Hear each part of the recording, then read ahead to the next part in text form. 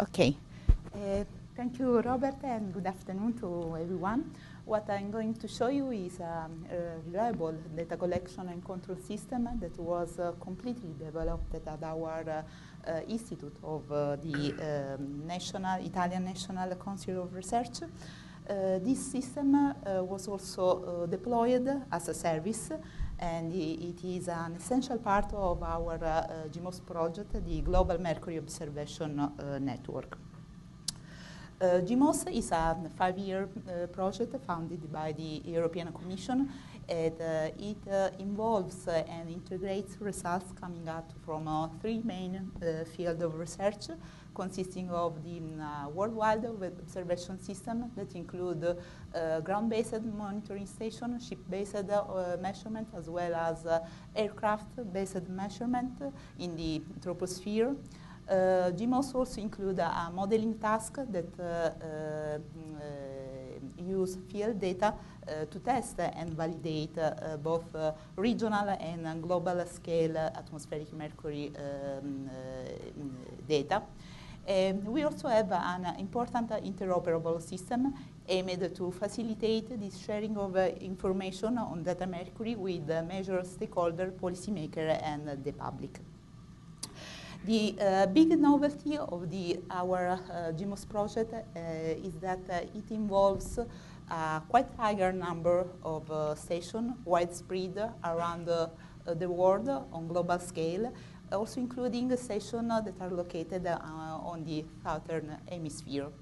GMOS include secondary sites where TGM measurements are performed, and also master sites where mercury speciation are additionally carried out. In order to assure a timely and up-to-date sharing of information of mercury, we developed an ad-hoc spatial data infrastructure. By accessing this link, www.gmos.eu/sd, it's possible to visit our portal, where on the main page that will appear in this fashion, it's possible to find a number of databases reporting mercury data in a harmonized format and also provided with ISO metadata. As you can see, we have a database that report mercury data collected at ground-based sites, also mercury data collected during cruise campaign, aircraft campaign, and we also have a database able to acquire and show data in near real time. In below, we have icons that report databases that are still under construction, but as soon as possible, they will report data referring to emissions, marine biota, lichens and mosses, and humans. In order to make a simpler use of database from client side, we developed also a number of specific services and tools. We have an important GMOS system integration that enable to connect GMOS station with our central system. It can switch on or off and update a file in our database, in our raw database. We also have a service, the GStat, that enable to monitor the collection of data. By accessing this service, it's possible to see if stations are running or not, and it's possible to see the last update of data that are done automatically or manually by site operator. We also developed an electronic e-logbook that allow to take in account the maintenance performed by the site operator at their own taken instrument, and an ad hoc data quality management system that is able to quality assure and quality control data. In order to make possible the use of this system, we developed this spatial data infrastructure by using by applying advanced informatic and communication technologies system. In this slide, I reported the main architecture of our system, where you can see the core of the spatial data infrastructure that contain a set of services that can be common for a number of projects. Actually, GMOS is our main project, but we can plug it on this main core other different projects that will use the common services. Among the services, we can notice the geoservices, the metadata editor, the security, that is more important for in managing data, and also the data acquisition.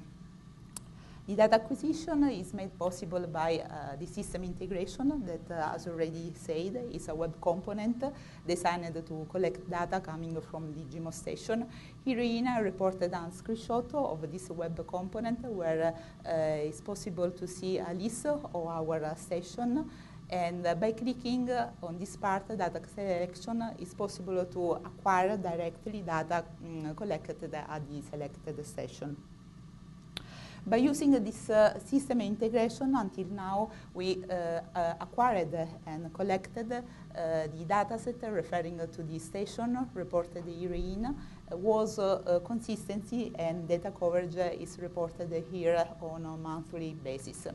We can see that from the beginning of the project, January 2011, until now, June 2014, we have a quite higher number of datasets with a quite good consistency. In order to make comparable data collected among the collected at these different stations widespread around the world, we developed a specific data quality management system. Herein I reported the workflow on which the system is based. As you can see, it consists in a 5-step process. The first process, once the Tecran data has been acquired by our GMOS cyber infrastructure, the first process is able to automatically screen data and evaluate if Tecran parameters are such as to meet a set of operational conditions that are based either on manufacturer recommendation or standard operating procedure. This step process gives back the dataset in a flagged manner, and after that it's possible to integrate the automated results with information coming from the logbook service that give information regarding the maintenance performed on the Tecran instrument. And we have also this part that consider the site operator approval. Each site operator is allowed to access the system by using their own GMOS credential. He can go through his dataset in a flagged manner, and if it's the case, he can reasonably reevaluate his dataset. Once we obtain the full approval by the site operator, we obtain the final quality assured quality controlled dataset. And only referring to the valid data, we are able at this step to compute some calculation for GOM and PBM concentration, and then GEM, GOM, and PBM data will be reported in a harmonized format with provided with ISO metadata in the password-protected GMOS web page for dissemination purposes. Regarding the automated part, the automated step of our data quality management system, the main idea is to take the raw data and let them pass through a filter consisting in this flagging criteria, and obtain a subset consisting of data that are valid, invalid, or warning. Then the initial indistinct dataset will appear in this fashion, where for each record for each measure of mercury. We add an information in this additional column that will appear on the right side of the taken and the parameter. You can see also that we use different color partner in order to make it easier to understand where and how data are invalid or warning. We basically introduced the warning limit to draw attention to data that need some corrective action, and also invalidate limit that invalidate data when exceeded. This is the user interface in our system.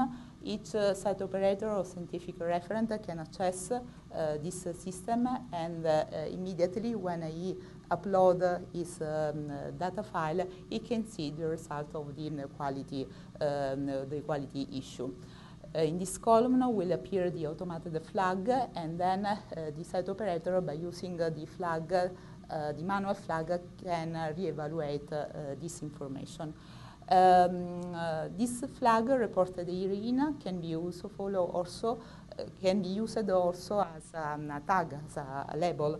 In fact, our system is able to produce some time series, such as this one that I reported in this slide, where data point change color according to the main automated flag obtained by our system.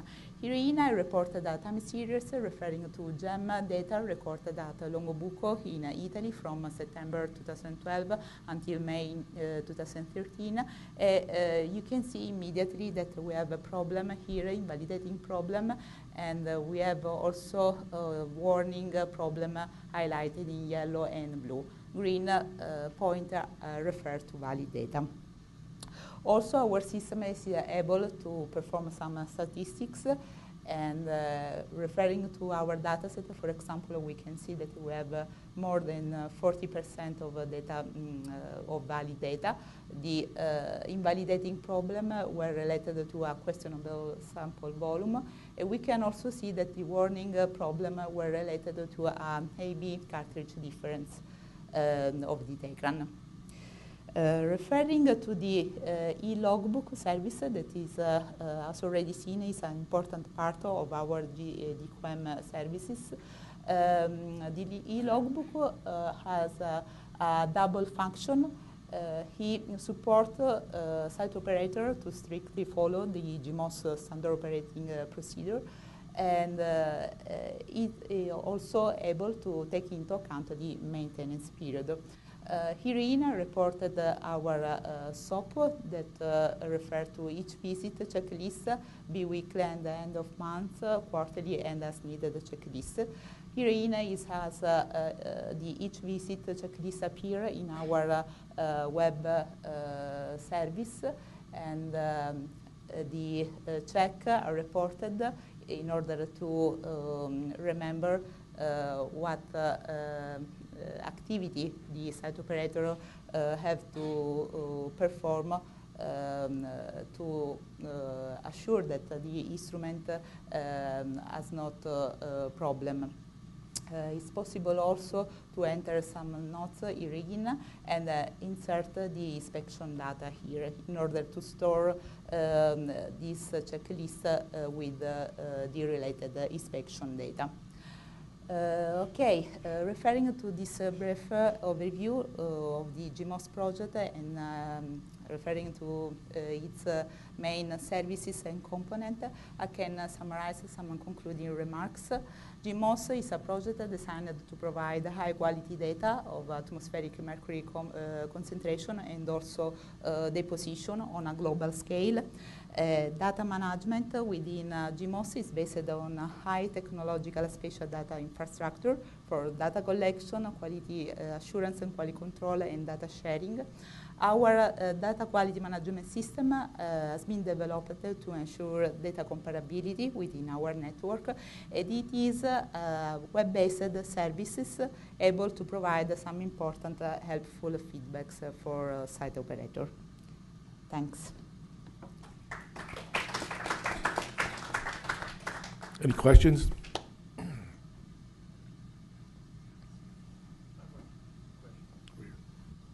What's been the major reason why you're not getting data from the site operators on your?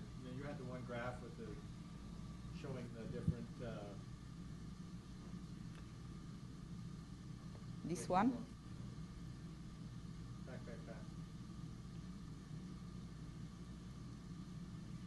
That one. This one? Oh, the Back one. one more. Back one more. That. There. So what's been the major reason for not getting as much data from some of the sites? You mean lost data? Yeah. Because they have a problem, a technical problem, and they send the instrument for maintenance, and then the instrument come back and they restart to measure